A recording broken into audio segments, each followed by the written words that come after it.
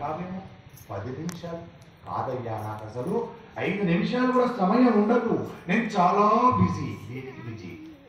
దరిద్రంలో కొట్టుకుపోవడానికి busy. సరే సంతోషం, నీ బిజీ నీదే, ఉండు. 5 నిమిషాలు ఇవ్వవా? 1 నిమిషం ఒక్కసారి వెళ్ళి సత్సంగం ఉన్నటువంటి సజ్ఞానం ఉన్నటువంటి మహాత్ముల వంక చూసి రా, దర్శించి రా, నీ జన్మ ధన్యమవుతుందని చెప్పింది శాస్త్రం. అది కూడా చెయ్యనప్పుడు నీ జన్మ వృధాయిక, ఈ జన్మ ఎందుకు పనికిరని చెప్తున్నారు. నిమిషము కాలము మహాత్ములతో సాంగత్యాన్ని ఏర్పరచుకోలేకపోతే నీ జన్మ ఎందుకు అంటుంది రామాయణం, మహాభారతం. ఇది కూడా చేత కాకపోతే ఎలా అంటుంది.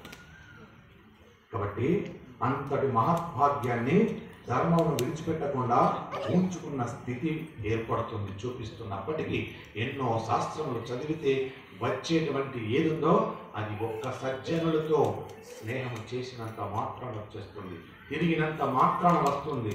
బట్టకు ఇంగువ వాసన ఎలా వస్తుందో సజ్జనుడైన వానితో కలిసి తిరిగిన వాని సద్గుణములు అలా భాషించుతాయి, అలా అలరించబడతాయి. విశేషించి ధర్మమునందు కూడిక కలుగుతుంది. అదే దురాత్మాత్ముడు కాకపోయినప్పటికీ, మంచివాడైనప్పటికీ, మంచి కార్యముని చేస్తున్నప్పటికీ ఆయన చుట్టూ దుష్టాత్ముడు ఉండి ఎప్పుడు అధర్మము గురించి ఆలోచిస్తున్న వాళ్ళు ఉన్నట్లయితే వాళ్ళు తాత్కాలికంగా సుఖపడవచ్చు. కానీ ధర్మమును విడిచిపెట్టిన వాళ్ళు శాశ్వతం మాత్రము కష్టమును అనుభవిస్తారు. అనుభవించి ధర్మమును పట్టుకున్న వాడికి ఆ అధర్మమును పట్టుకున్న వాడికి తేడా అక్కడే ఉంటుంది. అధర్మాన్ని పట్టుకున్నవాడు ఎప్పుడు గెలిచినట్టే కనబడతాడు, సుఖపడుతున్నట్టే కనబడతాడు. బాగా గుర్తుపట్టుకోండి, మీకు తెలుసు తెలియని కాదు. అధర్మాన్ని పట్టుకున్న వాళ్ళందరూ సుఖపడుతున్నట్టుగానే ఉంటారు, సంతోషంగా ఉన్నట్టుగానే ఉంటారు. ధర్మాన్ని పట్టుకున్న వాళ్ళు చాలా కష్టాలు పడతారు, పరధర్మాన్ని పట్టుకున్న వాళ్ళు ఇంకా కష్టాలు పడతారు. కానీ వీళ్ళందరినీ ఉద్ధరించే వాళ్ళు వీళ్ళే. ధర్మాన్ని పట్టుకున్నవాడు, పరధర్మాన్ని పట్టుకున్నవాడు, గెలుపు వీళ్ళదే. మంచిగా ఉన్నవాడి చుట్టూ అధర్మాత్ముడు చేరినట్టయితే అధర్మం పట్టుకున్న వాళ్ళు అంత బాగున్నప్పుడు నేను ఈ ధర్మం పట్టుకోవలసిన అవసరం ఏమిటనే చిన్న చాంచల్యం మనసులో కలిగితే అవకాశం ఉంటుంది. అందుకని మేము దుర్యోధనాదుల పరిపాలనలో ఉండాలని మేము అనుకోలేదు. ఈ దుర్యోధనాదులు పరిపాలిస్తున్నటువంటి రాజ్యంలో మేము ఉండాలనుకోవట్లేదని ప్రజలు ముక్త కంఠంతో మాట్లాడుతున్నారు. ఎందుకయ్యా మాతో వస్తున్నారు? మా దగ్గర రాజ్యం ఉందా, సుఖాలు ఉన్నాయా, ఏముందని వస్తున్నారు మా దగ్గర?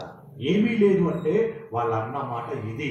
మీ దగ్గర ఏది లేకపోయినా సత్ప్రవర్తన ఉన్నది, సద్గుణాలు ఉన్నాయి, ధర్మం అనేది మీ వద్ద పుష్కలంగా ఉన్నది. అలాంటి ధర్మాన్ని పట్టుకొని మీరు అరణ్యాలకి వెళ్ళినా, మీరు కష్టాల్లోకి వెళ్ళినా, నరకానికి వెళ్ళినా దాంతో పాటు మేము వస్తామయ్యా, మేము తరించిపోతామయ్యా అంటున్నారు ప్రజలు.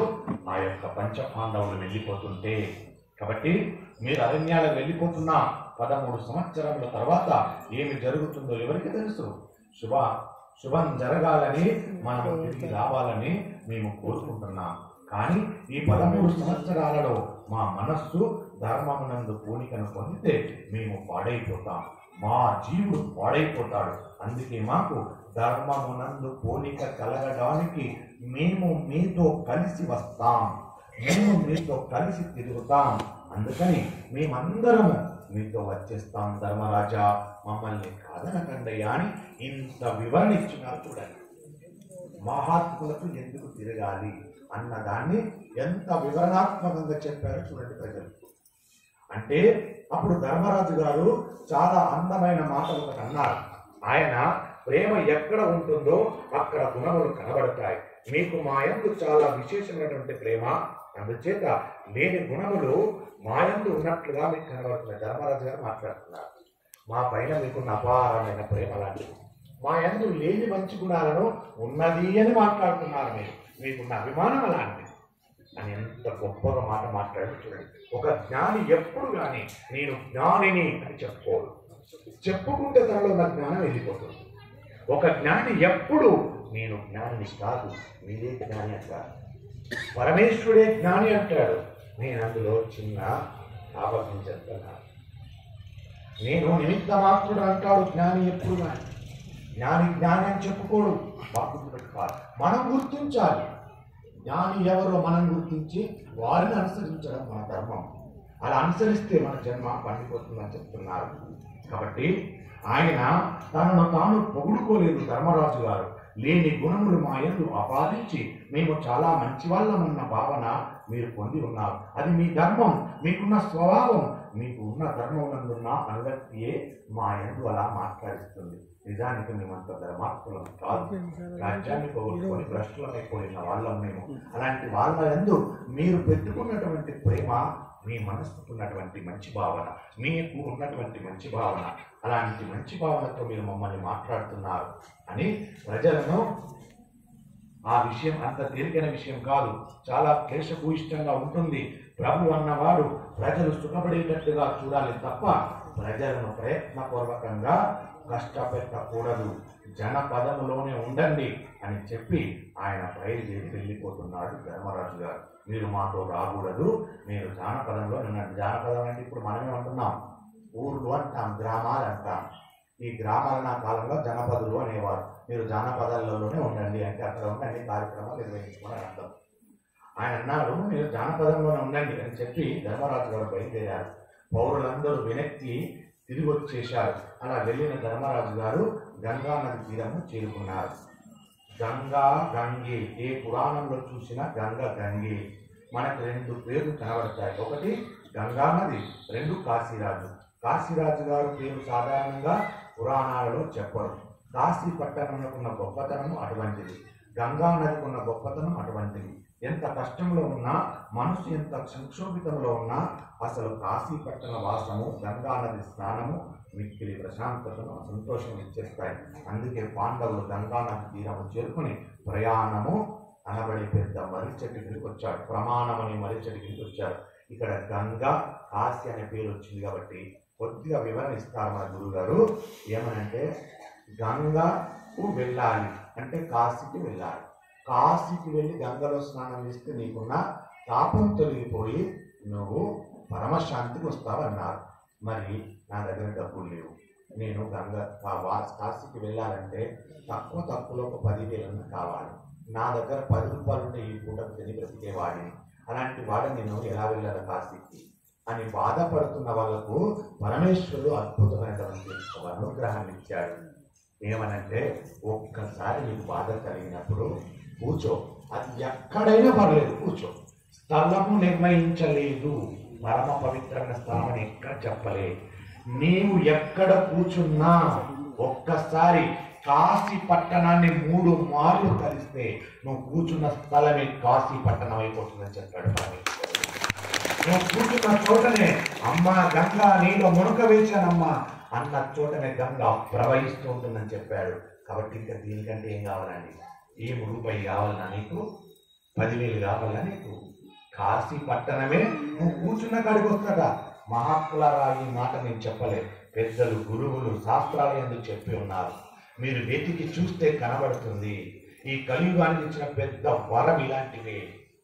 నేను పెద్ద పెద్ద పట్టణాలకు వెళ్ళలేను, కైలాసానికి పోలేను. పాడుకున్నాడు మహాత్ముడు ఎంఎస్ రామారావు గారు పాడుకున్నాడు.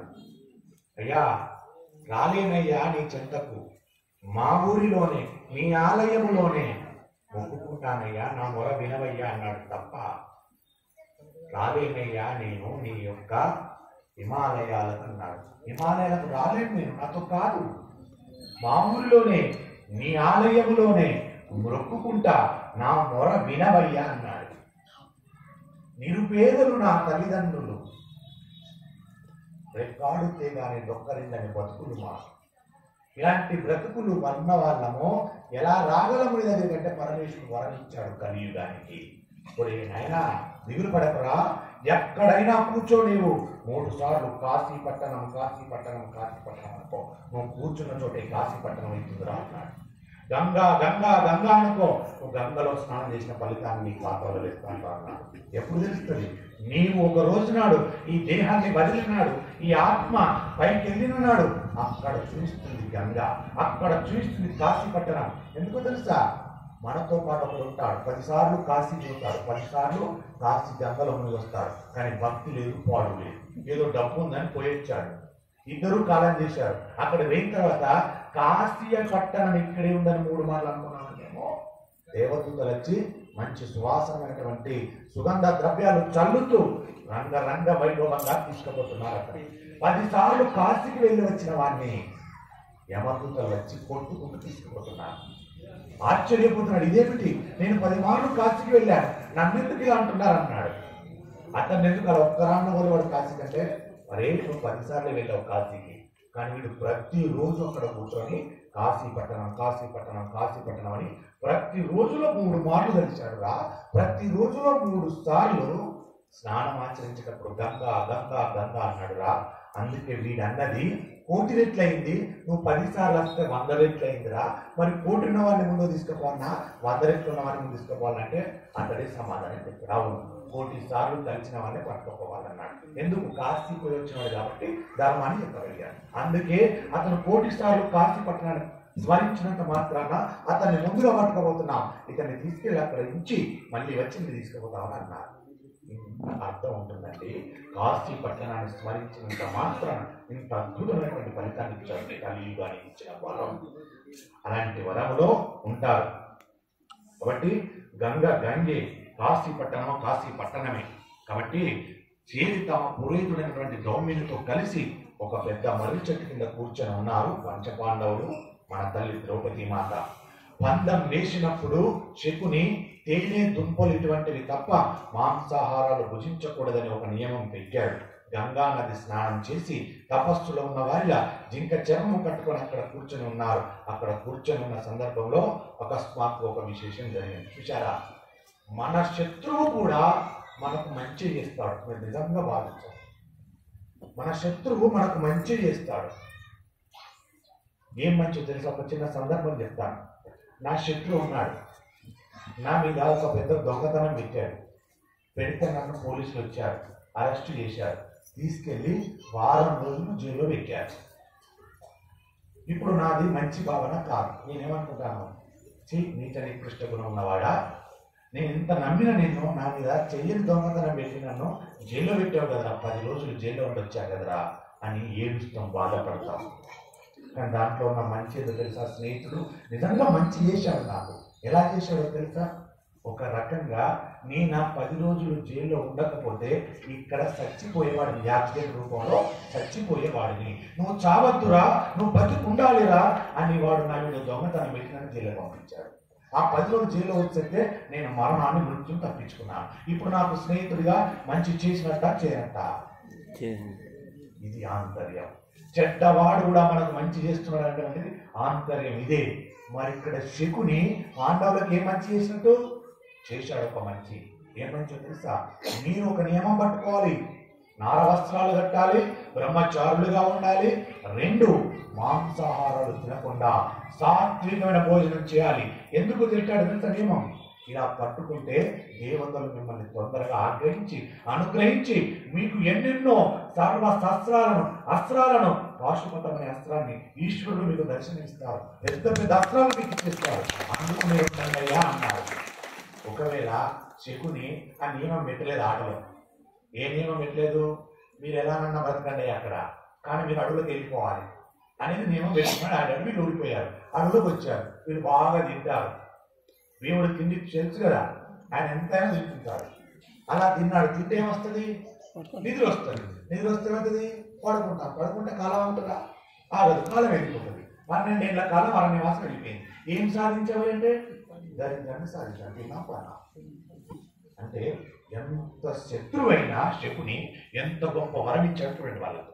కేవలము దుంపలు పండ్లు తేనె మాత్రమే తాగునండి. దీనివల్ల ఏమవుతుంది, మీరు పవిత్రులు అవుతారు, శక్తివంతులు అవుతారు. మీరు రేపు మనం చంపడానికి మీకు శక్తిని ఇస్తాడు పరమేశ్వరుడు. అందుకు మీరు ఆచరించండి అని తెలిసినా తెలియకపోయినా శత్రువు మనకు మంచి చేస్తాడనే భావన పెంచుకోవాలి. మహాభారతం నేర్పింది చూచారు, ఎంత మంచి మాట, ఎంత అద్భుతమైన మాట నేర్పింది చూడండి. శత్రువు ఎప్పుడు మనల్ని చెడగొట్టడం, మంచి చేస్తాడు.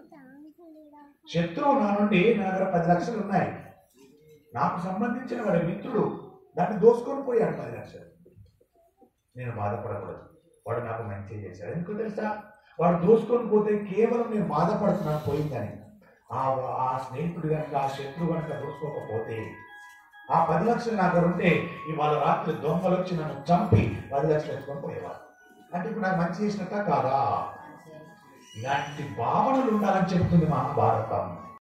ఇలా నేర్పుతుంది మహాభారతం. అందుకు వినాలి మహాభారతం, అందుకు వినాలి స్తవాపర్వం. మొదట్లోనే ఎన్ని ధర్మ సూక్ష్మాలు చెప్తున్నారు చూడండి.